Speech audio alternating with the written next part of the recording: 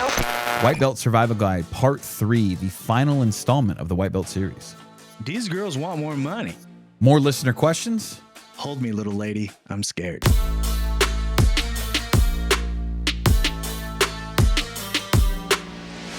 Ladies and gentlemen, welcome back to the pod. It is episode 102 of the BJJ Balance podcast. We are here today with the final installment of the White Belt Survival Guide. And I'm here today with Matt, Mr. Oast Nation. What's going on, brother? What's up, guys? It is football. Football's back, Kenny. Kenny don't give a shit. Football is back. I got a Raiders jersey I could put on. I could pretend.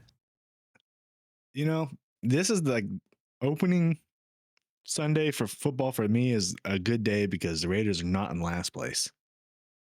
You know what I mean? We're out here. We're freaking winning. We can win the whole thing. Are we going to win the whole thing? Probably not. Do I like the acquisition of Geno Smith? Is Geno Smith a bad quarterback? No, Geno Smith is not a bad quarterback. Geno Smith is actually a fairly good quarterback. He's comparable quarterback. He can get the job. He can move the chains. Nothing wrong with that. Pete Carroll is a good coach.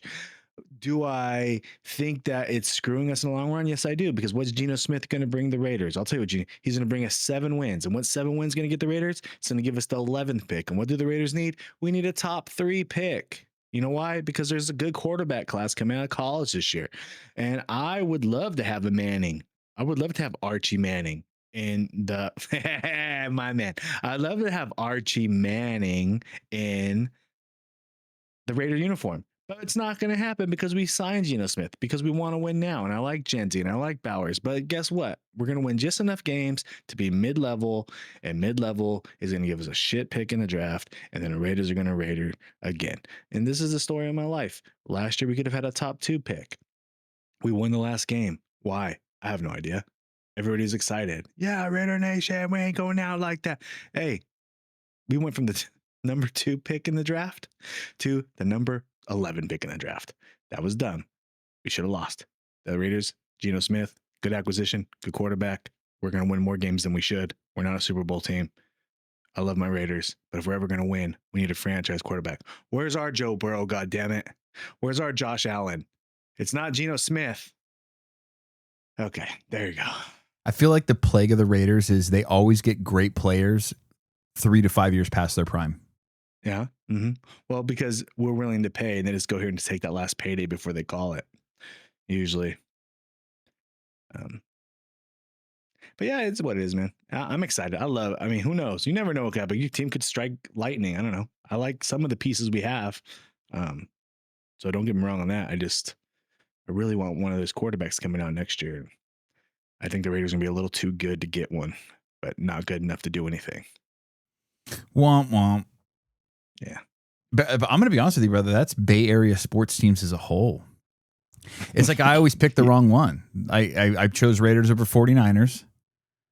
Yeah. Yeah. And then I chose probably Oakland A's over the Giants. Yeah. Real. A's are good moving. They're leaving. I know. Well, I do. Man, the A's got cool colors, though. That green and yellow, it kind of pops. Well, and when I was a kid, when I was coming into liking baseball, it was the Bash Brothers era, bro. I had Canseco and McGuire. Canseco, McGuire. Bro, that was the era to get into fucking Ricky Henderson. Yeah. Was sick. Dude, and then again when I was like 20, 21, they had that Moneyball season. Yeah, Billy Bean and the Moneyball. You also had Dennis Eckersley. Crazy players back in the day. If you go on baseball caps ranked, my top 3 baseball caps ranks, I'm going to go the Yankee cap because it's just a classic. Obviously, Jay-Z put that on. It's iconic. Jay-Z put it on the map, but that Yankees fitted baseball cap is iconic. You're going to have to go Dodgers because it's a very popular hat also. Yeah. And then you got to throw in that A's baseball hat that green and yellow is sick. I agree. I've got a ton of A's. So ironically, when I had hair, I was a big hat wearer.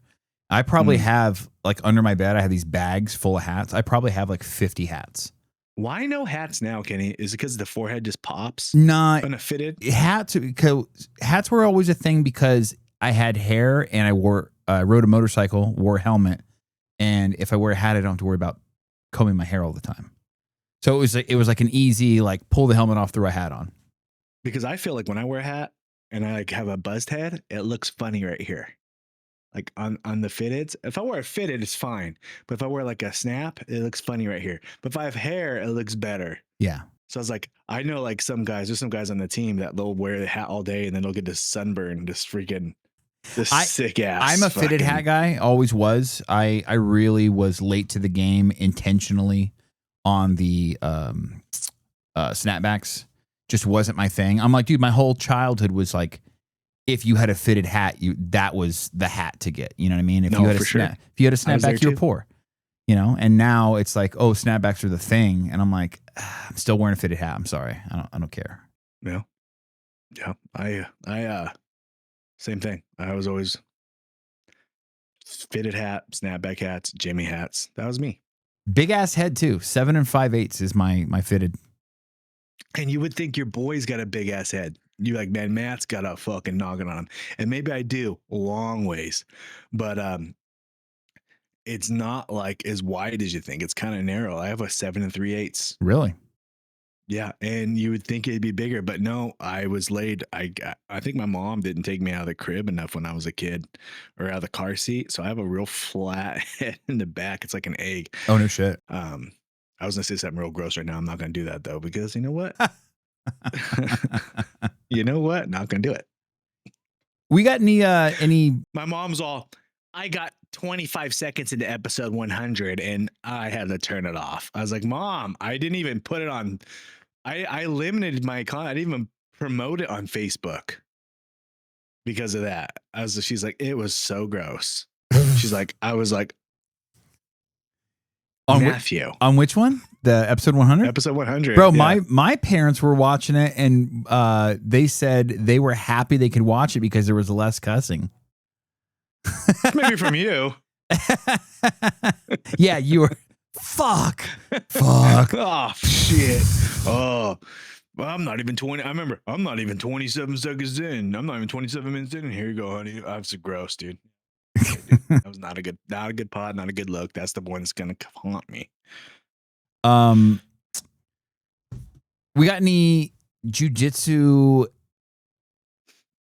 Yeah, we have a little bit of news.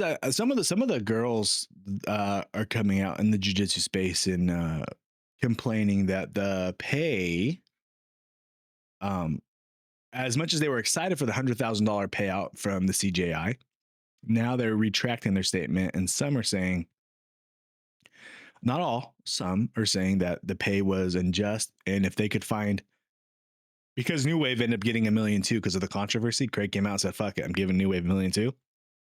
But hold on. He said he didn't want to, but the investor said do it.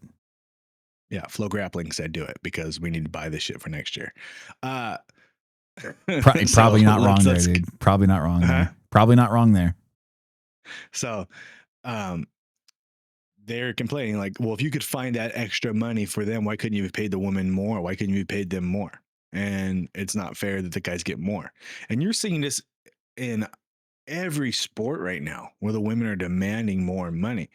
My take on this is, I think the money's going to get there for the girls. I do. I think there is a ton of exciting female fighters. I know I said female. I'm sorry. There's a ton of exciting female fighters out there, and they're worth the money. The problem is there's not enough of them yet. Right. There's not 16 girls in the world that you're like, dude, I want to see what happens in this fight. Unfortunately, not because maybe the talent isn't there. Maybe we just don't know about them yet. Right? Yeah, I agree with that. I believe when there's 16 legit people lined up, and you don't have to use any MMA girls or anything like that, the 16 legit jiu-jitsu girls that are maybe not Helena level, but like, you're like, wow, this girl's good. Like Fiona, Helena, Mackenzie, Gabby, who's past it, motherfuckers, Gabby. There's not a lot of them. Galval, there's like, how many like elite girls are there that you could put? When it gets to a point where we're stopped trying to find girls to beat Helena and we just can make good matches because there's enough of those, I think they have a shot at it. But right now it's just like, who's going to beat Helena? Who's going to beat Helena? And that's all anybody ever, is she the one? Is she the one? She's been beaten once. She's got some flaw. Like everybody's so hyper focused on Helena, which I'm not taking any credit away from her. She's fucking phenomenal. But it's like she is the biggest name in women's grappling, and I think bigger than Fiona Davies, especially at this point. And Fiona's signed to an exclusive contract at this point, so she can't compete CGI. So it's like I think a couple of things are going to happen. One, these exclusive contracts are going to kill CGI, or the chance of these fighters making $1 million probably in the future. You know what I mean? Like unless UFC starts to play ball with Flo, or UFC buys the tournament out from Flo and Craig or something along those lines, like, which I don't think they would do. I just think they would make their own. Like, I don't think that we're gonna. It's gonna dwindle down because more and more guys are gonna go to UFC BJJ as it grows bigger. More and more guys are gonna sign exclusives to One, and One doesn't want to play ball anymore because both the Rotolo brothers got injured in CGI One, and they don't want to chance that again. So I think that we're. It's coming. It's coming. It's guys, ladies. It's coming. You're gonna get there, but right now there's not enough name. You don't have enough. There's not enough names in the weight class. You'd have to like mix all the weight classes up to like maybe put one bracket together. Like, and then if you did the team for the quintet format or something like that, then we're just talking about girls that are probably good, but we don't know who they are. Right. I think the money's coming. And I'm excited to see women's grappling. I think women's jiu-jitsu is way funner to watch than women's MMA as on a whole. I agree with that as well. I think women's MMA, the lack of power and the lack of size, and you can even say this in the smaller weight divisions in the men, you're not seeing a lot of knockouts. You're not seeing a lot of spectacular stuff. You're pretty much seeing good grappling. You know what I mean? So I think if you just women's grappling in a whole is way more exciting in jiu-jitsu than it is in MMA. And if MMA girls are starting to make money a little bit here and there, definitely that's coming for the girls. Yeah, I agree. It's just a timing thing. And let's be honest, you got to look at your viewer base. The majority of people that train jiu-jitsu are men. The majority of people that watch jiu-jitsu are men. Most men are going to want to watch men versus women's jiu-jitsu. Same thing with MMA. Women's MMA will never be as big as MMA or men's MMA ever.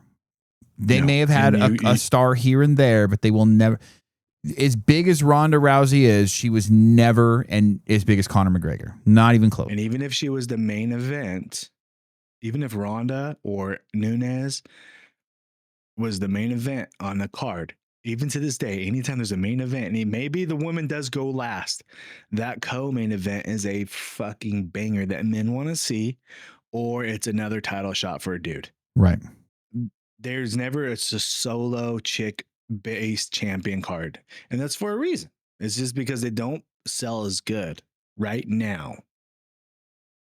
Who knows in 20 years if we get better women's MMA, and I know we'll get better women's jiu-jitsu, but time will tell. Right. That's it for honestly. That's it for the new. All right, guys, it's been good. Yeah. This is going to be the last week of our white belt survival guide series, and to wrap this one up on kind of putting a bow on it, like what we've talked about in the past as far as like mindset and like learning to survive and getting smashed and being okay with getting smashed and what you can learn from getting smashed and basically how to learn even when you're losing. This last piece is going to be like, right, okay, we're 3-stripe, we're a 4-stripe white belt. If you're Gracie Baja, maybe you're a 6-stripe white belt, and you're on the cusp of blue. What are the markers that are letting your professor know, like as a black belt who is able to promote people from white to blue? What are the things that you're looking for right there at that end of that 1.5 to 2 year mark, or whatever Gracie Baja is at 2.5 years? I don't know. And I mean, I hate the retract what I've always said, but like knowledge of I need to see knowledge of positions. I need to see more. I need to see the wheels turning in your head. I need to see you not freaking out or not like this. I need to see you basically relaxed in a roll. Once I see you relaxed in a roll because you know there's no danger there, Mm-hmm. because you've been there before, like, okay, he's on me, but I'm fine here. I know I'm not hurt here. Now I'm closing my guard. I know what I need. I know I need an underhook. I need to see that. Like I need to see those wheels turning in your head.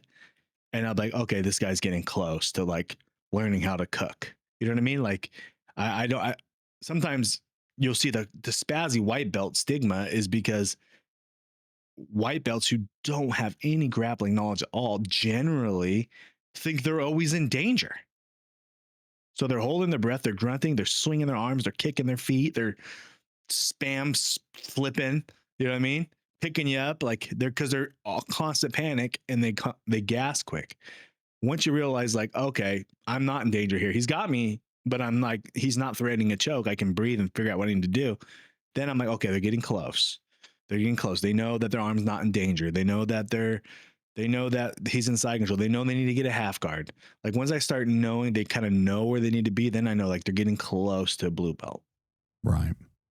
I was having a conversation today with Jason, my professor, as I was getting tattooed at 6 a.m.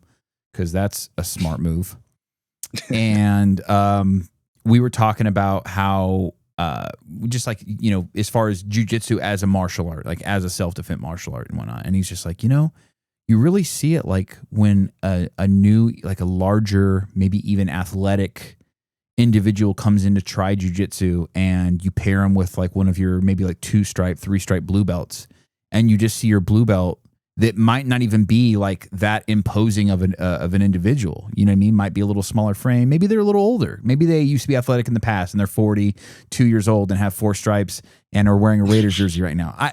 But you see the athletic guy come in and he's thinking like, I'm just going to blast through this. I'm strong. I work out. And then you just see the blue belt like work him over. You know what I mean? Like with relative ease, put him, maybe mother's milk him. Maybe you get him in side control and you just hit him with pressure and you let him know without like hitting him with the traditional like armbar, back take, rear naked chokehold, like standard textbook, what you see in MMA jiu-jitsu. I'm able to crush you and make you tap without even putting you in a submission. You know what I mean? I'm able to suck the air out of you and make you feel so claustrophobic like you're going to die. And all I'm doing is just laying here on your chest. You know what I mean? That's where, Right. If you can have a blue belt or like let's say, a later stripe white belt, a 4-stripe white belt who's starting to learn pressure, who's starting to learn control. And you get the guy that walks in off the street that is maybe a little athletic. And all of a sudden this guy's able to impose his white belt jiu-jitsu game. But there's something there. Like that's an indicator. Like maybe you're getting. It just shows the skills. Yeah. Sometimes you need to see the skills on someone, or try the skills on somebody you don't know, and then you'll realize how good it really is. You know what I mean? Right. Also, shout out Jason, Jason Medina at Jason Medina BJJ, right? Yeah. Give him a follow. It's Kenny's professor. He's a good teammate and friend of mine. I love what he's doing with his Patreon. Look, if you are a parent and you are wanting to help your kid, if you're a parent and I'm gonna clip this. If you're a parent and you're wanting to help your child progress in the sport of jujitsu, but you don't do jujitsu yourself and you want to learn drills and stuff to help them get better so when they can take it back to class the next day, Jason Medina has a Patreon where he kind of focuses on helping kids, helping parents help their kids at home. I think it's a genius idea. He's awesome with kids. He's probably one of the best kids instructor I've seen. He's been doing it forever. So if you want to get your kid an edge, that Jason Medina BJJ, that Patreon it's a must. I'm probably gonna do it and I'm a black belt, but my daughter's doing jujitsu, and it's hard to teach kids. It's like a whole nother skill because you got to take things down to the screws. So I'm going to probably do it so I can get some stuff so I can help my kid, because I don't know any of the kid drills to help your kid develop quickly. So check it out. Do that. Also, Jason, he's a tattoo artist as well. Has been tattooing for 21 years or something like that, and he's retiring from tattooing, and he wants to just focus 100% on his academy and jiu-jitsu and growing people in the sport. And I'm excited to see the next chapter in his journey. And this week he had his first athlete competing in a fight to win card, which I'm sure is exciting as a coach. You know what I mean? Like one of the guys that you've brought up from white belt is now made it to the point where at least somebody's recognized him in the competition scene as being able to compete, on a television screen. So that's pretty fucking cool. Yeah, very cool. We're going to get on there. Kenny, me and you. Are we? Both of us. What do you think? You think we could set up a tag team match? No. Absolutely not. Absolutely not. Tag me, Kenny. No. You got this, Matt. You got it. Kenny, I'm dying over here. This internet guy ain't so tough. So as far as like readiness markers, you're talking about basically understanding. One of the examples that you've used in the past when talking about specifically white to blue is when you're a blue belt, you have an understanding of where everything is at in the kitchen. Now it's time to learn how to cook. So like, you know where all the tools are, you know what they are, you know what they're called, you know how to get, you know what those basic positions are. Now we got to start to chain them together. So do you have a basic understanding of jiu-jitsu and pressure? And have you calmed down and slowed down and gotten to a point where everything isn't like advance as fastly as I possibly can, because you have to understand the point system. It's like, I got to get to side control. I got to hold this for 3 seconds and be in a control position before I move on. Can you do that? Or are you immediately trying to spam them out and get an attack? Do you understand the patience of the jiu-jitsu game? Even if you are an athletic, explosive person, you still have to understand, like, now is not the time to explode. The patience, it's like sex. It's like you get the side control. You like, man, I got her pants off. You know what I mean? Like, slow down, dude. Hey, slow down. Think thoughts they shouldn't be thinking. We want to stay in here for a minute. We got to make sure she's ready. Because if you go too fast, you're going to lose it. Okay? Chill. Cook. Yeah. Cook. Relax. Don't. You're in there, dude. You passed. Good for you. Chill for a minute. Pants guard is wild, bro. It's a tough one to pass. Until you become a black belt at it, it is a tough one to pass.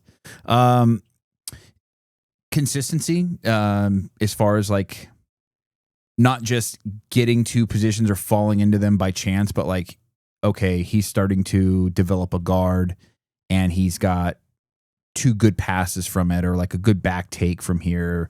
He's developed routes. You know what I mean? Like he's kind of, once you start embracing the lifestyle of jiu-jitsu, you're starting to find people you like.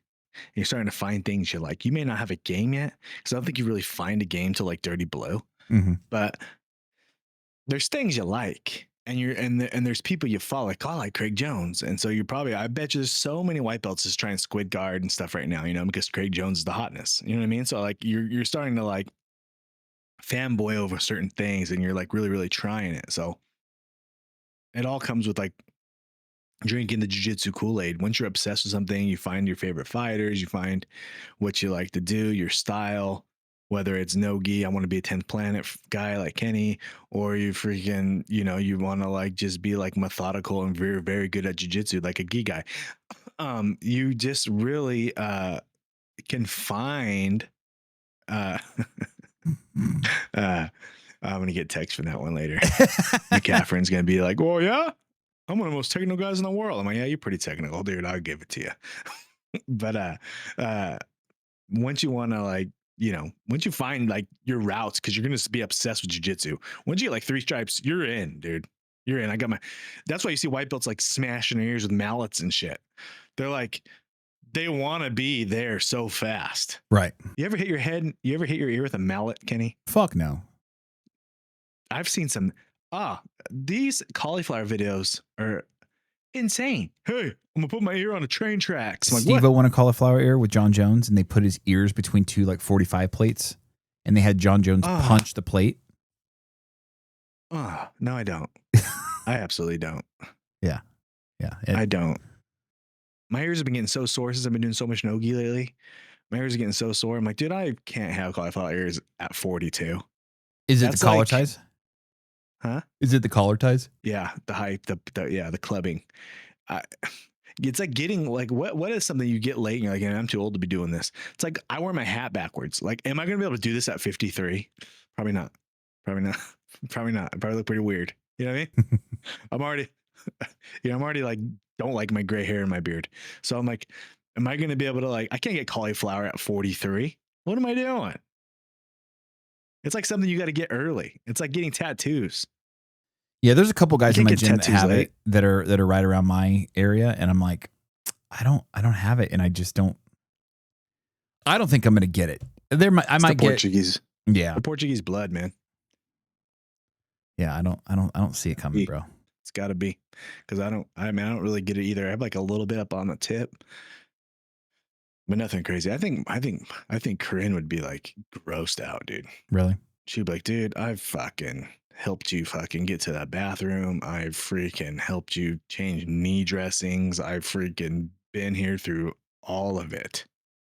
Get that fucking warlock of an ear out of here. This is where I draw the line. I think she'd be like, hey, you're not much to look at already. Don't come home with a mangled face. Does cauliflower ear mess up the elf She'd be ear? like, dude, you're just a big dude with funny jokes now. Does cauliflower ear She doesn't think I'm funny at all. Really? Mm-mm. And she'll be like, I do. I think you're funny. I mean, I can't make her laugh, bro. I try. All my best stuff, she doesn't laugh. And I was like, well, I got my following says otherwise, lady. Maybe you're just not into funny. She's the only one I can't get to laugh. She just thinks I'm cringy. She's like, oh, that's gross. I don't know. She's just not into it, man. She does not vibe. Does she send me watch stuff that she thinks funny? She'll send me memes, and I just put the little laughing emoji on it. And I just like, that is not funny. I don't get honestly, it. Does she watch? Is there stand-up comedians that she watches and laughs at? Not really. You know what she likes? She likes scaring. She likes scares. So she like if she sees people getting scared, babies, she doesn't care. She likes watching videos and clips of people getting absolutely terrified. And I did that to her one time. One time I scared her so bad, and I won. We've been doing it for years, and I haven't done it since because we watched kind of like some like possession of like demonic possession show on Netflix, and she was getting water, and so like it was like all dark, ready to go to bed, and I just put a towel over my hood and stood in the hallway and not said a word. She's like, Matt. I just stood there like staring at her, and she's all, Matt, and then she's just like, and she's cried and just fell to a ball in the kitchen. Jesus, bro. And I was like, oh, honey, I'm so sorry. I'm so sorry. And then she's like, just unlocking. Like, oh my God, I'm so sorry. Oh my God. I'll never do it again. I had my unlocking new traumas. Yeah, dude, it was not good. So I haven't scared her since. Yeah. And so like we pretty much lost our only fun thing we did, like get comedic with each other. Yeah. My wife. What else we got? My wife likes haunted houses. What's she like? She likes haunted houses. She likes what? Bro. Oh, see, I don't like scary, dude. I hate scary. I like scary movies. I like scary movies. I had a traumatizing experience in a haunted house as a kid, and I think that's like fucked with me ever since I was a kid. The last time we went to a haunted house was probably like 2017, 2018 out at Galloway Downs at the winery. Got pegged or what by a ghost? No. I wouldn't be so traumatized at that point. I just had a sore butthole. No, when I was a kid, I went to a haunted house, and it was like one of the more adult themed ones, and I was with my mom and my sister and my mom's boyfriend at the time. And I remember like they had people crawling on the floor, and it was like it was a mansion. Like, so I don't remember where this was at exactly, but it was like a mansion. Like you go in, it wasn't like a built haunted house. It was like they rented a mansion. They turned it into a haunted house you pay for. And I remember these people crawling across the floor in this like giant, like probably living room area, but it was bare wood floors, and there was like a fire going, and they were like painted white, and they crawled across the floor and they grabbed my ankle. And I was like, oh hell no, 7 or 8 or something like that. And it freaked me the fuck out, dude. So like the haunted houses where they can like touch you. Have you seen those? Like Yeah, like you can pay for like violent, or you can pay for like no. Yeah, so Galloway Downs has that. So it's like either or. You can do the regular haunted house and it's this much, or for $10 more or $20 more, you can do the one, but they can grab you. And I'm like, if they touch me, I will fight them. You know what I mean? Like it won't be a fun experience for. And like, so then we did the one where they don't touch you, and we're walking through the haunted house, and you go room to room, and one of the rooms you come across, there's like a mattress in the room. And I'm like, do they grab people and throw like that? Would, if somebody touched my wife in one of those haunted houses, I would probably murder them. Like, no, I would be uncontrollably beat the shit out of that person. Yeah, I don't do scary at all, bro. At all. Zero. She makes it when he makes a comment like yesterday, I think we were watching something. She's like, I wish you liked haunted houses. And I'm sitting there going like, I don't want to pay money to like have anxiety. Who wants to be scared? Yeah. Not this guy. That's not a feeling I like. Not this guy, bro. Sign me up for horny strip clubs. You know? Hey, take my money, Candy. Don't take my money, Candy Man. You know what I mean? Like I'm not into it. Like I don't want to be scared. I used to, Are You Afraid of the Dark? That show? Fuck it. No, not even. Wouldn't even watch that. Anything scary, any suspense, zoom out. Why are you zooming in so much on the damn movie? Zoom out. Let me see what the hell's going on here. And all of a sudden, it just pops and it's just the cat or some shit. And I'm like, God damn it. The music. I remember, I think I've told this story before. Paranormal Activity 1, the first one. Okay. This is BC. It's a BC story. Okay. Before Corinne, there's this little Latina cutie came over. She's all, hey, I'm gonna come over to your house. My cousin's like, hey, she's bringing a friend. Sent me the picture. I'm like, dang, bring the friend for sure. They came over. We're chilling. We're watching this Paranormal Activity, and your boy already hates these kind of movies. And then like, I will watch them if they're hot enough. You know what I mean? Mm. And like, this movie was freaking me out. Where like the lady, like the time elapse on the camera's going, and she's like over the bed like for hours like that. Like, first of all, if I saw my wife doing that, I'd just mule kick her. Secondly, would freak me out, dude. That scared the crap out of me. Secondly, this little girl, she's like 5 foot. She's so scared, and she's so tiny. And I'm like just trying to nestle in too because I'm scared. She's like, "Are you scared?" I'm like, "Fuck yeah, I'm scared." The fuck? Dude, I was like, plug my ears and close my eyes and like the peek. I'm like so bad when it comes to scary movies. She jumped. She said, like a little, and I jumped with her. I was like, where you going, bitch? I'm coming. Fuck, dude. I don't fuck with scary movies at all. I don't do scary, dude. Period. Now, killers, like serial killers, like Jason. Even though, like, I'm like, I'll fuck Jason up. We want to fight? Well, like, if it's a man, like, it's like Hills Have Eyes, or like what's that one with the No Country for Old Men?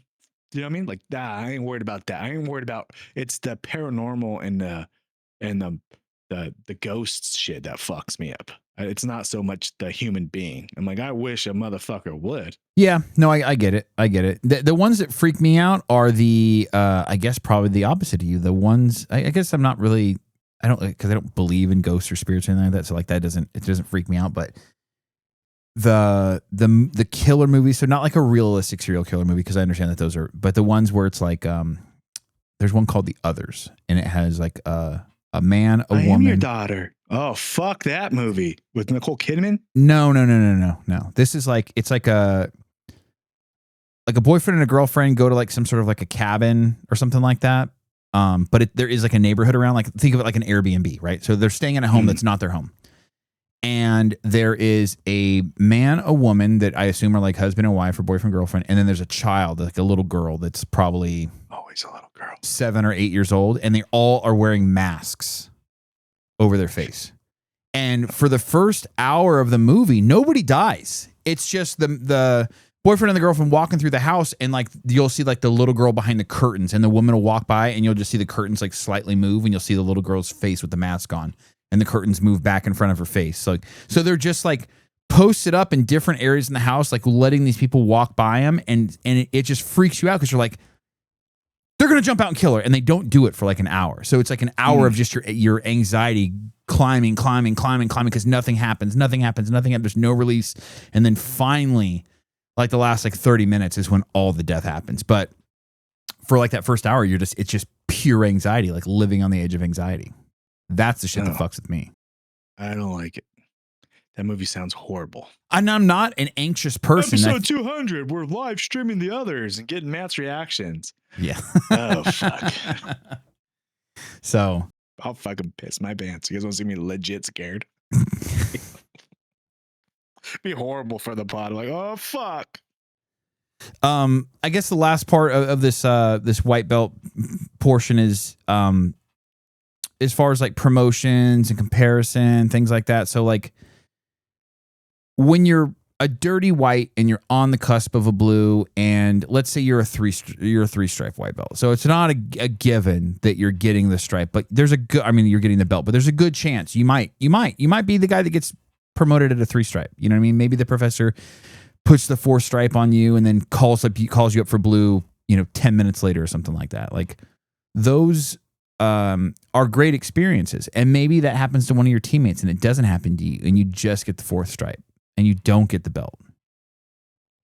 That's going to feel like a kick in the nuts because you were excited. You were anticipating it. This guy started the same time as me. How come he got blue and I didn't? And you said it last week, and being envy is a thief of joy. You know what I mean? And the one thing you shouldn't do is you should never go to your professor and be like, how come I didn't get a belt? Don't do that. Don't do that. Wait a couple weeks and be like, hey, I'm really trying to get to the next level. Once promotions is kind of settled. Yeah. Wait a couple weeks, be like, hey, I'm really trying to like take the next leap here. Like, what do you see anything specifically I need to be working on more? And then he won't even be thinking about promotions and like that you got stiffed. And then that's how I would approach it. I would wait a couple weeks if you didn't get promoted. But yeah, it's a thief of joy. You just like, I know maybe you want to, but maybe you compete and maybe he sees more in you, or maybe you are bigger and you are stronger and you are getting your wins because of your athleticism more than you are your jujitsu. That's a thing. I could say I probably suffer from that at white belt. But you know what I mean? Maybe he wants to see more. If you're just a big guy and you're able to like bully guys down and lay on them on top, yeah, you won the round. Genetically inferior or superior rather, but that doesn't mean that you're doing jujitsu, right? So professors are looking for different things. And you're going to be on that 2-year frame. Every 2 years, you should be getting close to your promotion. 2.5, 2 years, 2.5, 2 years. That's all the way up to brown. Now getting a black belt, it's different. You gotta like get the brown is easy, but getting the black belt, if you compete at IBJJF consistently, your professor will promote you every 2 years because he knows that you compete and you can only do it for so many years, and you have to. You can't just stay. I mean, I guess you could, I guess, but he's gonna want to move you up because he knows you're competing all the time. But I know some guys have been blue belt for multiple years, so I guess she could hold you back. But you just gotta focus on yours. That white belt is the worst belt. It's the worst belt to have. It's the worst belt to look at. It's a sucky belt. All your friends that don't train say, I'm a white belt too. It's brutal. We all hate being it. It sits in your back of your car. You're like, fuck this piece of fabric. Yeah, I look like a zebra. You look like the noob in class. You're in the back of the line. It's the worst. But until you get rid of it. Once you get rid of it, it's house money. I didn't care if I was a blue belt, but I don't care now. I get rid of the white belt. Blue belt's fine. Purple belt's fine. Whatever belt I'm at, I'm fine. It doesn't matter. I just didn't want that white belt. That white belt was just the thorn in my side, and I had it for 5 years. 5 years, 5.5 years. I had this white belt. By hook or by crook, by professors going back to Brazil, switching schools, craziness. I hated it. But that thing haunted my dreams, worse than these scary movies. But now, when it was gone, I was like, oh, I cried when I got my blue belt. I teared up. I was that excited because I had it for so long. I was like, dude, 5 years? I was like, at this rate, I'm never going to be black belt. There was a time in my journey I thought I was never going to get the black belt because there was no black belts. I was learning under a blue belt. And I was like, I just never going to get one of these things. It's crazy. But yeah, just don't worry about other people. Don't worry about other people at all. You know, I in regards to what you said just a moment ago about asking your professor after promotions, you know, a couple weeks after promotions, like what is it that you need to see for me to get me to the next level? I watched a podcast this week and they were talking about like job interviewing, and they're like, you know, at the end of a job interview when they ask you the question like, oh, do you have any questions for me?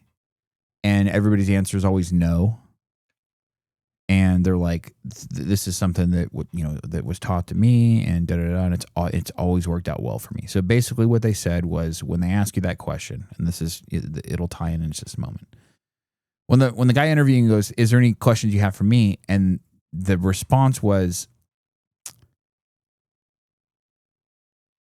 "Okay, so let's say," and I'm the guy asking the question. So let's say the interview goes well, and you end up offering me a job, and I come on. What is it that you need to see from me in the first year of my employment to make you feel like your hiring me was a good decision? So basically what you're telling your boss or your potential future boss right from the start is, I'm a motivated individual and I want to know what you need from me to be successful for you and for me. And so going back to what you said, do you think that's a great idea, right? Do you think as a black belt, if a white belt came up to you, let's say as a 2-stripe or just got his 3rd stripe, what do you need to see from me over the next 6 months for me to get to that next level? Like asking you preemptively, like, and then they can tell you like, okay, well, at a quick evaluation, I see you do this, this, this, and this, but I really don't see this from you. And I'd like to see this. And I like, would that be out of pocket? No, I don't think so. I think it'd be fine. I think it's good to have a good rapport with your professor. It's good to talk to your professor sometimes, and so he gets to know you on a more personal level. He gets to know you on um what you like, know your game. Once you know him, I think that's what's such a good rapport from our team in the morning. Is everybody is they're all boys. We're all friends. Even the girls, we're all friends. It's all, and we know each other, and we could banter, and we know how long people have had belt, and we know what's going on in each other's lives, and we know who's battling certain issues and who's not, and who's, you know what I mean? And we all know each other so well, and it is good to have that. It's good to have that friendship. If you're just a person who punches the clock, goes in, does his jujitsu, leave, grabs your bag and leaves, and you have no chemistry, how are you making an impact on that professor? I know your white belt skills aren't doing it. But if he's like, oh, this is Jim. Jim's a firefighter. I didn't know Jim's a firefighter. Oh, yeah, my uncle was a firefighter. And all of a sudden you're like, oh, he's like, oh, okay. Yeah. He likes half guard. Okay. Oh, that's cool. Like when you start to know him, like then you can start helping him with like, oh, you like half guard? Hey, you should try this. Like I see when you're doing half guard and you like half guard, right? Yeah. Okay. You told me you did. Why aren't you doing this more? Why aren't you doing this more? And then you start dealing with report. And then when I see you do that, when I say you should try this more, and I see you do that, then I'm like, oh, he did it. Oh, this guy's gonna get striped for sure. Or he's gonna get promoted. Like because you built a personal rapport with your professor. He's not just like a trainer. Mm-hmm. Like he's a teammate. Your professor is a teammate. I am a teammate to my guys. I may be the head. I am one of the professors at the school. I teach them, but I am also a teammate. When I compete, they're on the wall cheering for me. I would have no problem of one of my brown belts if I did a fight to win and I had no coaching and no like Poncho or Phil or no one could be there. I'd have no problem having one of my brown belts coming down, walking me down and coaching me. Right. Because I trust the process, I trust the lineage, I trust the skills I've been helped give them and what they've acquired over other people. And I would have no problem that because they've built a rapport. We're teammates. You need to build a rapport with your professor. If you build a rapport with your professor, you're not afraid to ask him questions. You're not afraid to grow. And he'll tell you how it is. as a friend. So yeah, definitely. Don't be afraid to ask your professor those questions. That's a genius idea. Right. Yeah. Yeah. I think that makes sense. You're close, white belts. Hang in there, dude. It'll be bluer than you think. If you're getting it too fast, that could be the problem. If you get your white belt too fast, if you get your white belt, if you get your blue belt in a year and you haven't won any gold medals yet, and you just got it off attendance, that's a problem. Right. That's a real fucking problem. You might want to reassess. If you're getting your black belt in 8 years and you've never competed one round, one tournament, you've never done anything, and you just go to class 4 or 5 times a week because your attendance markers are clicking, you're not legit. You're not. That's the worst thing. You don't want to. Imposter syndrome happens, and you feel it. The main reason people feel imposter syndrome is because maybe they are imposters. Right.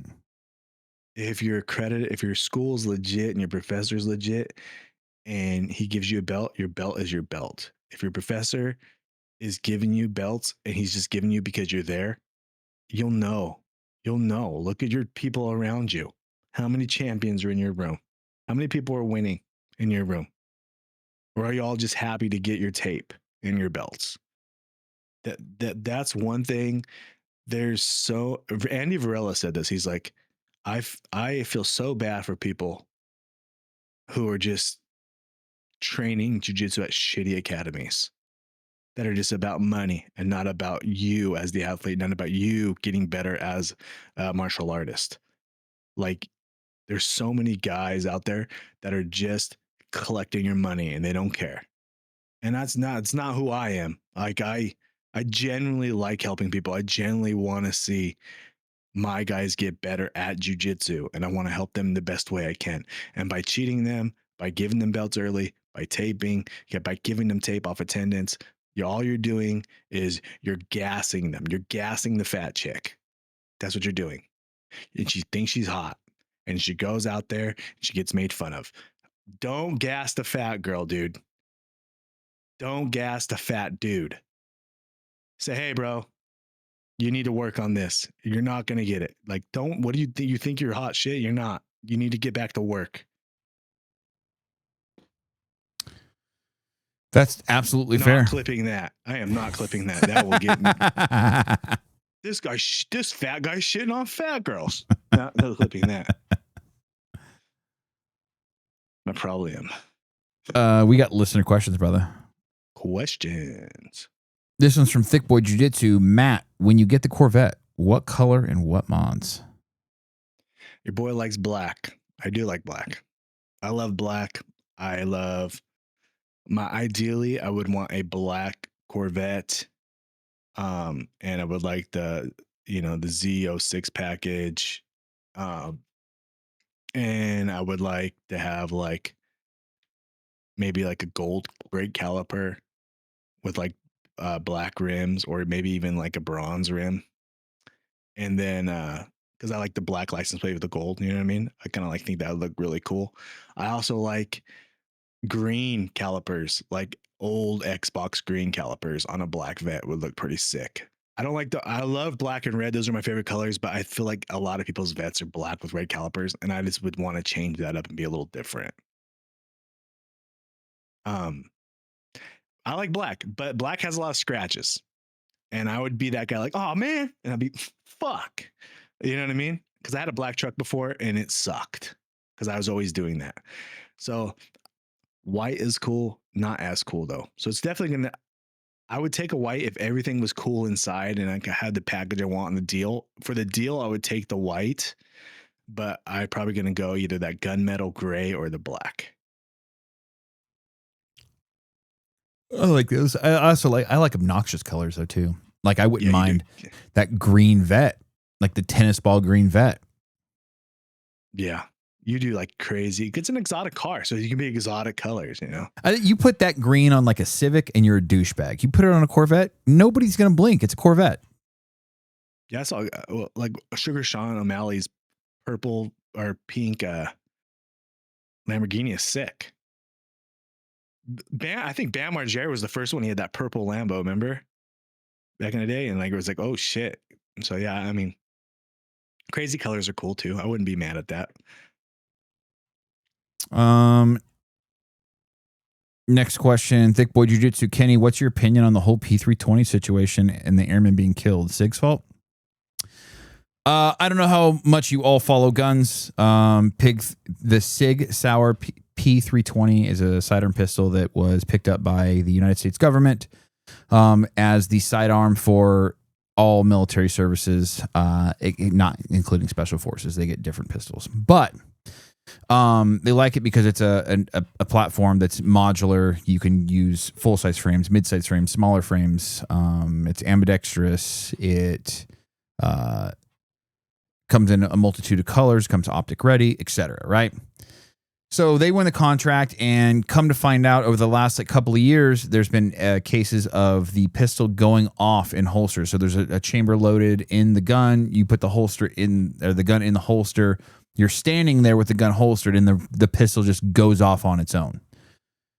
Suffice to say, that's scary, you know? So there's a lot of cases. SIG kept denying. Well, recently, there was a case where the story was a security forces officer in the Air Force took his pistol off in his holster, sat it on his desk. The muzzle happened to be facing him while he was sitting in his chair at his desk. Gun goes off, shoots him in the chest, kills him. Fucking desk pop. So, never seen the other guys aim for the bushes. Desk pop. Sorry. That was poor taste. Go ahead. So they pull the pistol out of military use, and they're just like, immediately halt this. It killed somebody. It killed a service member, like going off on its own. We need an investigation. They did the investigation. Come to find out, it didn't go off in the holster. The airman was shot by somebody else, and they used the pistol issues that have been, circling, the airwaves as the cause of blame, saying that the pistol went off in the holster on his desk and killed him. But he was actually murdered. Oh, so they just used that pistol, shot him, and then set it on the desk? Yeah, and then said it went off on its own. Yeah, well, yeah. So that's what I think about it. It's not Sig's fault. The motherfucker was shot by somebody else, and then they blamed it on Sig. Murder. Yeah. So that's my take on it. Matt, I don't carry a 320, but I do carry a 365 every single day with one in the pipe. Every day, everywhere I go. Work, grocery store, everywhere. Always have one on me. With one in the pipe. Carry every day. What do I carry? I'm not concerned about it. I'm not concerned about it going off and shooting me. I don't have a concealed carry, but I have a big old knife in my truck. That'll put you in jail. Crocodile Dundee. Matt Bully BJJ, pod questions for you, Kenny. What's your end goal with all of this? Exclusively BJJ content, or grow enough to start producing other creative projects alongside the pod? I would say my only goal right now is to grow the pod. That's all that I have the energy for. That's all that I have the time for. If it gets to the point, or when it gets to the point that this podcast is self-sufficient and I don't have to work a normal job, and this is my job, and that frees up my many hours of day that I'm at work or commuting to work or commuting home from work, and I literally just get to train jiu-jitsu and work on the podcast, and maybe we're doing 2 episodes a week, 3 episodes a week, and I have 4 other days during the week to do other things, I would like to do some other stuff. I don't think I'd start another YouTube channel. I don't think I would do other content per se, but I do enjoy editing. I do enjoy filming. If I had the financial means to travel around and like interview people and maybe work on a documentary of some sort or something along those lines, I would absolutely love to do that. But again, that would take the place of my passion project while this became my job. So I hope that answers your question, but I don't want to make all I care about right now is this podcast and making this podcast the best thing it can be. Gabrielle Kinney, when I roll with my wife, do I ease up a little or smash? Depends on Depends on how new she is, honestly. If she's new, you might not want to fuck her up too bad, dude. Want her to come back or not?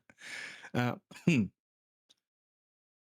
uh, I mean, none of those are dirty joke there, you know? But be nice to your wives, dude. Be nice to your wives, dude. Wives be getting confident though, dude. Hey, wives be getting confident. Wife be like, I think I could beat you in a race, or I think I can do this. Take 2 Taibo classes. They think they got it. They got it all figured out. You know what I mean? Yeah. Chill, girl. Do you know what I mean? Like, wives they get gassed pretty hard, dude. Hitting mitts a couple of times, and the next thing you know, you come in, I go, yeah, well, if you just did that, I would just kya. I'm like, no, you ain't gonna kya me. I'd be interested, JB, because he's a brown belt, his wife's a brown belt. I'd be curious to see, like, obviously he's very, very strong, but she works out and she's pretty strong, you know, for her size and whatnot as well. But I'd be curious to see, like, how, like, on a scale of like 1 to 10, JB, like how much heat are you bringing to the wife? Are you rolling at a 7 with her, which and in my opinion is a pretty solid roll. You know what I mean? Like, but because you are roughly equal skill and whatnot, like, or are you going 100%? If you look at, they're what a power couple. You know what I mean? Rolling every day. They work together. They do she does her makeup thing. They're like entrepreneurs. JB just became a personal trainer. FYI, I will be working out with JB. JB is going to take me to the next level. His natural rebel strength and conditioning. JB, follow at Jujitsu. Your boy will be working out. He's gonna try to get me to 217. That's the goal. He's got me. He's like sending me stuff with like macros and stuff. I was like, oh boy, this guy's gonna not let me eat food. But I'm here for it, dude. I'm ready to get in shape. I'm ready to get in elite shape. I always told myself, I said, self, you got one run left. One run of elite physical condition left in you. And I think we're about to start that run. So yeah, I'll be working out with JB. Give J at Jujitsu a follow. I share stuff on my story all the time. Once you see me do that, just click on it, follow them. And yeah, man, excited for the workout. But yeah, they're a hell of a power couple. They do everything together. Goals, right? That'd be like jujitsu relationship goals would be Christina and JB for sure. What are you doing to that mic, Matt? I don't know. I don't know, dude. Some gay shit. Gay shit. I don't know what my hands are doing, bro. M. McKinney, 1987. Love the pod. Coaching from the cuckwall, yay or nay? Nay, dude. Get up and walk around. I mean, are you watching your boys roll and just helping someone from the side? Fine. But if you're a professor, you need to get up and walk around. I've had professors that sit down and coach, and I'm like, you just feel like you're just collecting a check at that point. Like, sometimes I'll sit down because I'm gassed. Like, I just had a bat around, you know, like, hey, man, go here, go here. But if I can, I like to get up and walk around. Mm-hmm. Okay. Pump and Diesel, how to balance BJJ with other fitness and conditioning as a 2-stripe white belt. You guys rock. We've had this question before. You just got to listen to your body. Your body as a 2-stripe white belt is fine. You can't let your jujitsu, look at your jujitsu, you want to win around so bad in class that you're like, I don't want to work out because I don't want to get beat in jujitsu and be sore, be weak. Because at first, strength is pretty much our number one attribute, right? So you don't want to do that at first. So I would say, kill the noise on that. Kill the noise on that, and just be weak and be sore and go to train jujitsu. Like, work out whatever days you do jujitsu. Try to work out the other days if you can, and then make sure you take rest days because those are important. Because if you don't rest, your body won't recover and you'll hurt yourself. But don't be afraid to lose jujitsu rounds because you're sore or because you're weak. Just overcome that. Matt and Forster Soap Company. Which team are you? Washcloth, loofah, sponge, or bear bar? I'm a bear bar, dude. I'm a bear bar. I'll be putting that Matt Enforcer on the table. The morning bar, the breakfast bar. I'll be putting that because it got the grit on it. I'll just be gritty, just gritty on the titty on that, and just all over. Boom, boom, boom, boom, boom.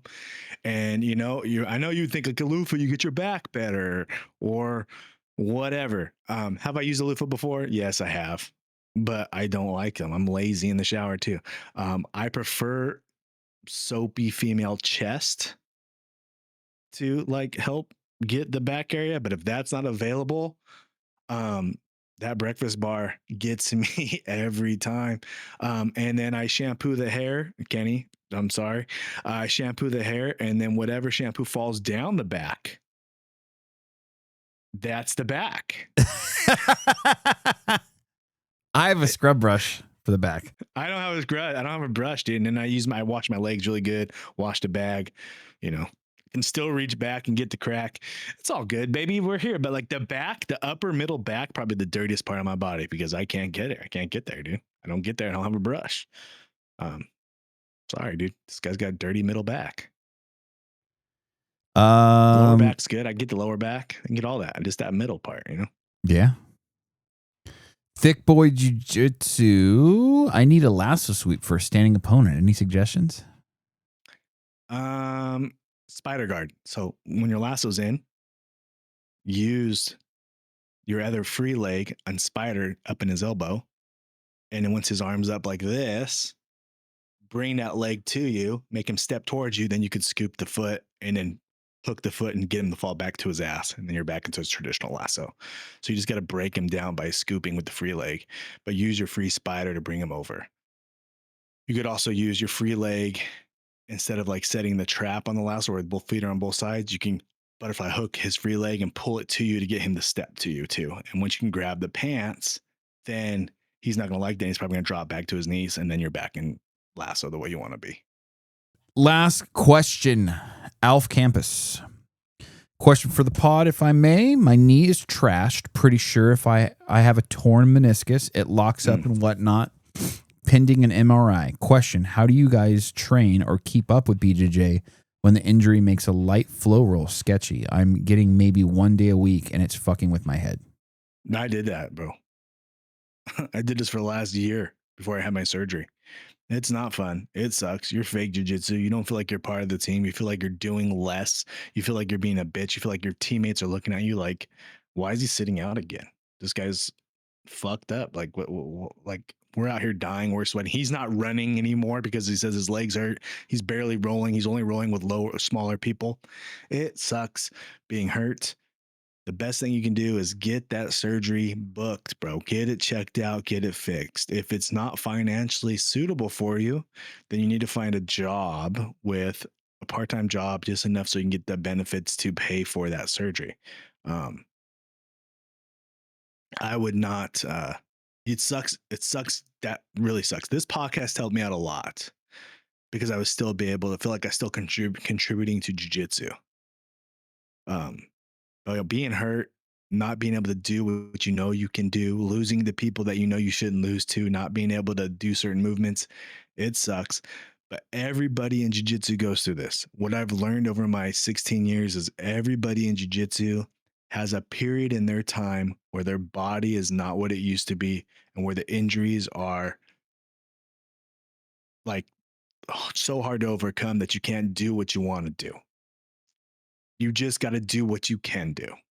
And what you can do is good enough. And you got to believe that your teammates, they don't look less of you. You think that in your head that like, man, they see me sitting again. They see me sitting again.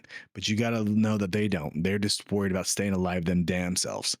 So just focus on yourself one day at a time. Get your knee fixed. Get your body right.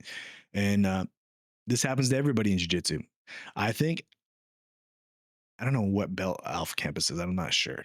But blue. So yeah, look at it. Blue belt. It happens. Blue belt. But you'll, when you're brown belt, you'll be like, oh, I remember my blue belt days when I was injured. That sucked.